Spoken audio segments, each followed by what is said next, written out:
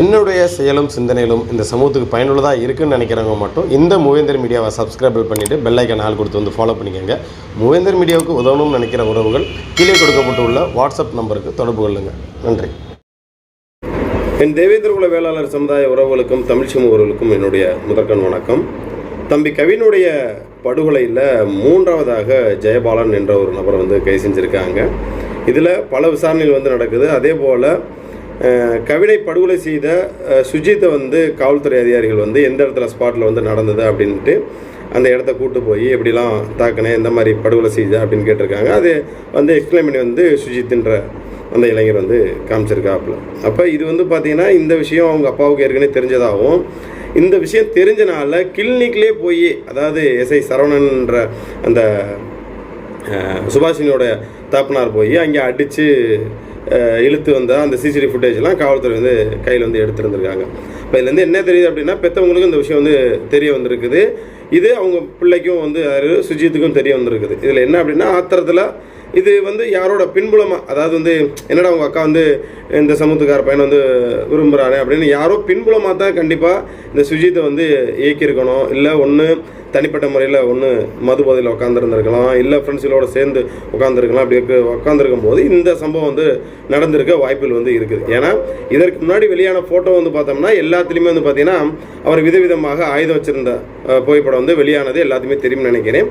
அப்போ இவரோட சேர்க்கை இடையில ஏதோ சரியில்லாமல் போயிருந்திருக்கு. அது காவல்துறையோட குடும்பத்தில் ஒன்று எஸ்ஐ சரவணனுக்கோ இல்லை அவங்க அம்மாவுக்கோ தெரியாமல் இருந்திருக்குமோ அப்படின்ற ஒரு கேள்வி இருக்குது. அது எப்படி தெரியாமல் இருக்கும் அப்படின்ற ஒரு கேள்வியும் இங்கே மக்கள் மனசில் இருக்குது. இதில் என்ன அப்படின்னா, இந்த விஷயம் நடந்தோடனே இதற்கு துணையாக, அதாவது 2 வீலர் யார் கொடுத்தா வச்சா அப்படின்னு இப்போ புலன் விசாரணையில் நிறையா விசாரணையில் போயிட்டுருக்குது.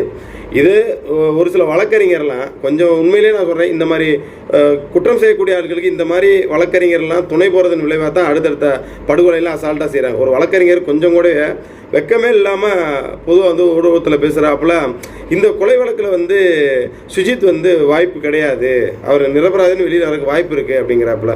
அவன் சுஜித்தே பார்த்தீங்கன்னா எப்படி கொலை செஞ்சேன் வச்சேன் அப்படின்னு அந்த ஸ்பாட்டு கூட்டு போய் காவல்துறையை விசாரிக்குது.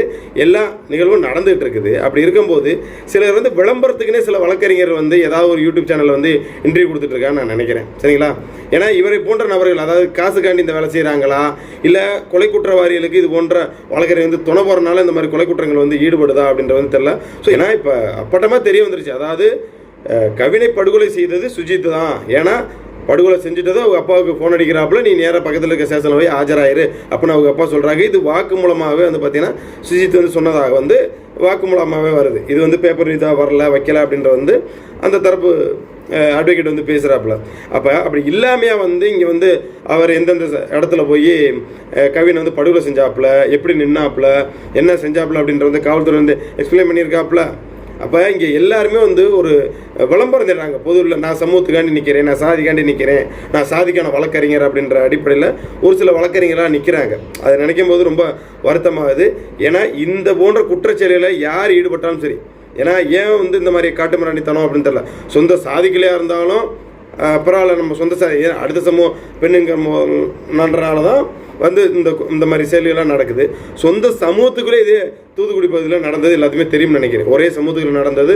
பாவம் இளம் ஜோடிகள் என்ன கனவுகளோட்ட அவங்க கல்யாணம் பண்ணியிருப்பாங்க, சொந்த சாதினோட பார்க்காம அவ்வளோ தூரம் வெறியை தீர்த்துக்கிட்டாங்க. இதுவும் யாரோ பின்புலமாக இயக்குனதின் விளைவு. அதாவது இதில் கிளை பிரச்சனை அப்படின்றாங்க.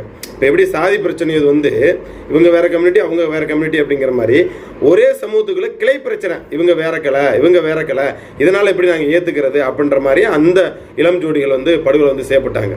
இப்போ நம்ம தேவேந்திர குல வேளாளர் சமூகத்துக்கு நாங்கள் தொடர்ந்து சொல்கிறோம், இந்த சாதி மறுப்பு திருமணம் நாங்கள் உண்மையிலேயே நாங்கள் அதை வரவேற்கலை. என்னை போன்ற நபர்கள்லாம் எங்களை போன்ற நபர்கள் நாங்கள் வரவேற்கலை, அதை நாங்கள் ஆதரிக்கவும் செய்யலை.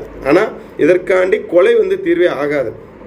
ஏன்னா இன்னைக்கு இந்த ஒரு விஷயத்த சோசியல் மீடியாக்களில் வர்றேன் போகிறவங்களாம் கண்ட நாயெல்லாம் ஓ சாதியிலே பொண்ணு இல்லையா, ஏன் ஓ சாதியிலே பொண்ணு கட்டக்கூடாது அப்படின்ற மாதிரி இப்போ வந்தே போனல சம்மந்தமே இல்லாமல் இந்த காமாட்சி நாயுடுன்னு அதாவது பேரம் பேசினாங்களாம் பேசிகிட்டு இருக்கிறான்.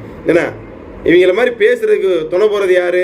அதாவது நான் மறுபடியும் சொல்கிறேன், என் தேவேந்திர வேளா சமூகத்தை சார்ந்த இளைஞர்கிட்ட இருக்கட்டும் இல்லை பெண்களுக்காக இருக்கட்டும், நம்ம சமூகத்தில் ஒன்று நீங்கள் ஃப்ரெண்ட்ஸாக யாரோட வேணாலும் பழகுங்க, இல்லை உங்கள் அப்பா அம்மா சமூகத்தோட, அது என் சமூகமாக இருந்தாலும் சரி மாட்டு சமூகம் சரி, உங்கள் அப்பா அம்மா சமூகத்தோட நீங்கள் காதலிச்ச பெண்ணையோ ஆணையோ மனம் முடிக்கிறதுக்கு முயற்சி செய்யுங்க. அப்படி இல்லை அப்படின்னா விட்டுருங்க. அதை விட்டு அவங்கள மீறி நீங்கள் போகிறதின் விளைவு ஒரு சிலர் வந்து இந்த மாதிரி எடுக்கிறது கண்ட நாயெல்லாம் போகிற வரவெல்லாம் வந்து மாற்றி பேசுவான். இப்போ அங்கே கவினோட படுகொலை நடந்துருச்சு, இதை வச்சு பெரும்பான்மையாக வந்து அரசியல் பண்ணது யார் அப்படின்றது இதே அந்த சமூகத்தை சார்ந்தவங்க தெரியும்னு நினைக்கிறேன். எவனோ வந்து அரசியல் பண்ணிட்டு போய்ட்டோம், இந்த வழக்கை எடுப்பாங்க, அவங்க கரெக்டாக அந்த குற்றவாளிகள் தண்டனை பெற்று கொடுப்பாங்க, இங்கே கேள்விக்குறி தான். சரிங்களா? செத்த இளவில் சில விஷயங்கள் பண்ணிட்டு போகிறதுல இங்கே ஒரு டீமாக இருக்குது. புரியுதுங்களா நாங்கள் சொல்கிறது? ஏன்னா கலப்பு திருமணத்தையோ இல்லை சாதி மறுப்பு திருமணத்தையோ எங்களை போன்ற நபர்கள் வேணாம் சொல்கிறோம். ஏன் நாங்கள் வேணாம் சொல்கிறோம்? இந்த மாதிரி ரீசன் தான். ஏன்னா ஒரு சில இடங்களில் நடக்கும்போது இதை வச்சு ஒரு சிலர் பிணரசியல் பண்ணுறாங்க. இதை வச்சு வந்து நாங்கள் வந்து அதாவது என்னதுன்னா சாதி மறுப்பு திருமணத்துக்கு வந்து நாங்கள் வந்து பெரிய போராளி அப்படின்ட்டு ஒரு சில பேர் வந்து அந்த சமூகத்தில் மாறுதட்டிக்கிறது. அப்போ இதில் என்ன ஆகுது அப்படின்னா பாமர மக்களுக்கு இது வேறு மாதிரியான பிரச்சனைகளை தான் உருவாக்குது. இதை தான் நம்ம தொடர்ந்து வந்து நம்ம வந்து சொல்லிகிட்டே வந்துட்டு இருக்கிறோம். அப்போ இங்கே வந்து ரெண்டு சமூகத்தை சார்ந்தவனும் சரி ஃப்ரெண்ட்லியாக அண்ணன் தம்பிகளாக சகோதரனாக நண்பராக பழகுங்க, அதில் மாற்றுக்கிறதே கிடையாது. ஆனால் திருமணம் என்பது பெத்த சமூகத்தோட முடிங்க, இல்லையா அதை வந்து கடந்து போங்க. ஏன்னா எல்லாருக்குமே வந்து எல்லாருமே நினச்ச வாழ்க்கை யாருக்குமே வந்து அமைய போகிறது கிடையாது. சரிங்களா? ஆனால் அந்த படுகொலை நடந்துட்டால் மட்டும் காதலிக்கும் போது சாதி தேவையில்லைன்னு சொல்கிறீங்க, கல்யாணம் பண்ணும்போது சாதி தேவையில்லைங்கிறீங்க, ஆனால் வெட்டுப்படும் போது மட்டும் என்ன அடிப்படையில் சாதி தேடுறீங்கன்னு எனக்கு ஒன்றும் புரியலை. அது எந்த சமூகமாக இருந்தாலும் சரிதான். சரிங்களா? காதலிக்கும் போது எனக்கு சாதி தேவையில்லை அப்படின்னு நினைக்கிறோம், கல்யாணம் பண்ணும்போது சாதி தேவையில்லைங்கும் போது நீங்கள் சாகும்போது சாதி வந்து தேடக்கூடாது. அதுக்கு தான் நான் பல முறை சொல்லிகிட்டே இருக்கேன். இது வரைக்கும் சங்கர் கௌசல்யா விஷயத்தை எடுத்துக்கங்க. இன்ன வரைக்கும் அவரோட குடும்பம் எப்படி இருக்குது? கௌசல்யாங்கிற பெண் வந்து இது வரைக்கும் அவங்க குடும்பத்திலேருந்து பார்த்துட்டு இருக்குதா? அந்த பொண்ணு வேற ஒரு கல்யாணம் முடிச்சுட்டு போயிருச்சு. அப்பப்போ வந்து விசாரிச்சுட்டு போகுமா சங்கர் குடும்பத்தை வந்து நம்ம விசாரிக்கிறோம். சரிங்களா? இன்றைக்கி அந்த பொண்ணெலாம் வந்து இங்கே வந்து பேசிகிட்டு இருக்குது. உண்மையிலேயே அந்த பெண் வந்து சங்கரை உண்மையாக லவ் பண்ணியிருந்தா என்ன பண்ணியிருந்துருக்கணும்? வேறு ஒரு திருமணம் முடிக்காமல் அந்த குடும்பத்தில் ஒரு ஆளாக இருந்திருக்கணும்ல. அந்த குடும்பத்துக்கு அந்த பொண்ணு படித்த பொண்ணு தானே, அந்த குடும்பத்தை பார்த்துக்கிட்டு இருந்திருக்கணும்ல. ஆனால் இன்னைக்கு கௌசல்யா வேறு ஒரு திருமணம் முடிச்சுட்டு போயிருச்சு. கேட்டால் திராவிட கொள்கை நாங்கள் வந்து லிவிங் டுகெதருக்கு போயிட்டாங்க அவங்களாம் வந்து. சரிங்களா? கடந்து மறைஞ்சு போகணும் அப்படின்ற மாதிரி போயிட்டாங்க. அப்போ இதனால் பாதிக்கப்படுறது யாருன்ற போது யோசிங்க. தேவேந்திர வேளா சமூகம் மட்டும் இல்லை, இந்த பட்டியல் பிரிவில் கூட மற்ற சமூகத்துக்கு நான் சொல்கிறேன், சாகிறது ஃபுல்லாக இந்த சமூகத்தில் உள்ள இளைஞனாக தான் இருப்பான். சரிங்களா? ஆனால் அந்த பிள்ளைகள்லாம் நல்லா சந்தோஷமாக தான் அடுத்த ஒரு இன்னொருத்தரை கல்யாணம் பண்ணிவிட்டு பிள்ளை விட்டியில் பெற்றுக்கிட்டு சந்தோஷமாக போயிடும், பெத்தம் பேச்சை கேட்டுட்டு போயிடும். வாழ்நாளில் அழிய போகிறது உங்கள் பிள்ளைய தான். அதனால் வந்து முதல்ல இளைஞர்கள் வந்து சிந்திங்க. முடிஞ்ச மட்டும் நம்ம சமூகத்தில் இருக்கக்கூடிய நீங்கள் லவ் பண்ணுறதோ அது உங்களோட விருப்பம், அது வந்து இயல்பாக எல்லாரோட வயசில் வரக்கூடிய இயல்பு தான். எல்லாருமே அந்த விஷயங்களை கடந்து தான் வந்திருப்போம், மாற்றுக்கிறதே கிடையாது. ஆனால் என்பது திருமணம் என்பது வந்து பார்த்தீங்கன்னா இரு சமூகமாக இருக்கட்டும் இல்லை இரு குடும்பமாக இருக்கட்டும், அவங்க சமூகத்தோட திருமணம் முடிங்க. இல்லைனா வந்து கடந்து செல்லுங்க. நீங்கள் ஓடி போய் கல்யாணம் பண்ணிக்கிறங்கிறது பிள்ளை விட்டி பெற்றுக்கிட்டோன்னா அவங்க ஏற்றுக்குவார்னு நினைக்கிறேன். அதுக்கப்புறம் சொல்லிட்டு அவங்களும் கொலை செய்கிறது தொடர்ந்து நிறைய நிகழ்வுகளை நம்ம பார்த்துட்டு தான் இருக்கிறோம். அதே போல் நம்ம இளைஞர்கள் பெரும்பான்மையாக வந்து இது போன்ற விஷயங்களில் போகக்கூடாதுன்றதை நாங்கள் மீண்டும் கேட்குறோம். ஒவ்வொரு விஷயமும் நடக்கிறது நமக்கு ஒரு பாடம் தான். ஏன்னா இதில் ஒரு சிலர் வந்து மாறுதட்டிக்கிறோம், இதை வச்சு அவன் தன்னோட வளர்ச்சியை நோக்கி போயிட்டு இருப்பான். அதனால் இழந்ததுக்கப்புறம் ஒரு பிள்ளை போயிடுச்சே நம்ம வருத்தப்படுறத விட இருக்கும்போதே சிந்திங்க. அந்த பெற்ற பிள்ளைகளை அது ஆணாக இருந்தாலும் சரி பெண்ணாக இருந்தாலும் சரி கண்டிப்பாக தான் சரியாக இருக்கும்ன்றதை நான் கேட்டுக்கிறேன். ஏன்னா இன்றைக்கி சுஜித்தோட இந்த கொலையை வந்து நியாயப்படுத்துறதுக்கு இன்றைக்கி நிறைய பேர் வராங்க. சுஜித் வந்து கொலைவாளிலே கிடையாது, அவன் வந்து நிரபராதி, யாரோ செஞ்சதுக்கு வந்து அப்படியே இருந்தால் எதுக்கு வந்து சுஜித் வந்து சரண்டர் ஆகணும், கோர்ட்டில் இது ஸ்டேஷனில் போய் ஆஜராகணும்? தேவையில்லை. ஓடி ஒளிஞ்சிருக்கலாம்ல, ஓடி ஒளிஞ்சிருக்கலாமே. தான் பண்ண கொலையை ஒத்துக்கிட்டு தான் போயிருக்கான், போய் வந்து ஸ்டேஷன்லேயே வந்து ஆஜராகிருக்கான். சரிங்களா? அப்படி இருக்கும்போது அந்த கொலை குற்றவாளியை தப்பிக்க வைக்கிறதுக்கு ஒரு சில வழக்கறிஞர் தெரியும் பார்த்தீங்களா, உண்மையிலே உங்கள் சாதி பாசத்துக்கு சொல்கிறதுக்கு வார்த்தையே கிடையாது. சரிங்களா? ஒருவேளை இதில் நீங்கள் சாதி அடையாளத்தில் தேடணும்னு நினைக்கிறீங்களா அப்படின்றத தெரில. ஏன்னா இன்றைக்கி நிறையா நிகழ்வுகளை பார்க்கும்போது ரொம்ப வருத்தம் அளிக்குது. ஏன்னா அடுத்தடுத்து இந்த விஷயத்தில் தேடுறாங்க. சரவணப்பாவுக்கு தொடர்பு இருக்கா இல்லையான்றதா அது சிபிசிஐடி தான் விசாரணைக்கு அப்புறம் தான் தெரியும். என்னை பொறுத்தளவு சிபிஐ விசாரணைக்கு மாற்றினா இது சரியாக இருக்கும். ஏன்னா சரிங்களா, ஏன் நம்ம இதை வந்து மறுபடியும் சொல்கிறோம் அப்படின்னா, இது போன்ற அடுத்த ஒரு அசம்பாவிதம் வந்து நடக்கக்கூடாது. ரெண்டு விஷயத்தையுமே தான் நாங்கள் மென்ஷன் பண்ணுறோம். மாற்று சமூக பெண்ணு தேடியும் நம்ம என் சமூகத்தை சார்ந்த இளைஞரை போகாதீங்கன்னு நம்ம சொல்கிறோம். ஏன்னா இழந்ததுக்கப்புறம் வருத்தப்படுறதுல ஒன்றும் கிடையாது. எவனோ புரிஞ்சுக்கிட்டு நம்ம சமூகத்தை சார்ந்த இளைஞர்கள் வந்து இன்னைக்கு வரக்கூடிய காலங்களில் யோசிங்க.